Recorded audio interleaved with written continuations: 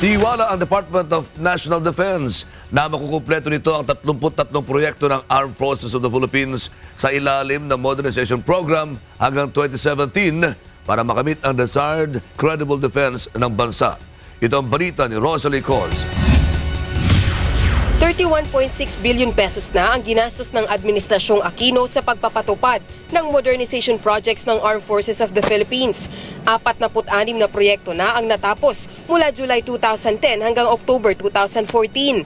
Tiwala naman ang Department of National Defense na matatapos ang 33 pang proyektong pinaglalaanan ng higit sa 70 bilyong piso bago ang 2017. Ilan sa proyektong gagawin ay ang pagbili ng mga karagdagang field ambulance, combat utility helicopter, C-130, frigate at iba pa.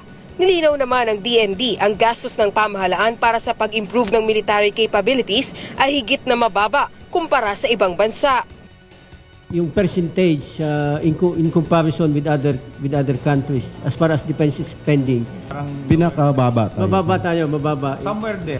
Ang mahigit sa 70 bilyong pisong gagastusin sa pagbili ng mga makabagong kagamitang pangdepensa at konstruksyon ng mga pasilidad ay unang bahagi pa lamang ng revised AFP modernization program. We are at the first stages, but it is enough to address some of the concerns raised for purposes of planning as well as addressing concerns of the AFP.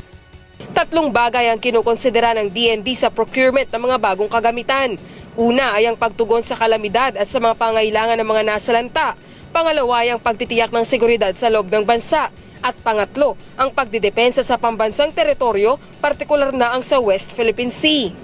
Subalit ayon sa DND, mas binibigyang prioridad nito ang humanitarian assistance, disaster response at territorial defense sa procurement ng mga modernong equipment ng Philippine Army, Philippine Navy at Philippine Air Force.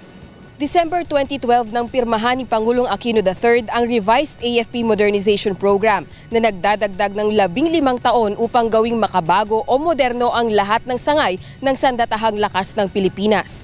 Umaasa ang Defense Department na matatapos ang unang bahagi ng revised AFP modernization program sa 2017 upang makamit ang 30% sa kabuuang target nito.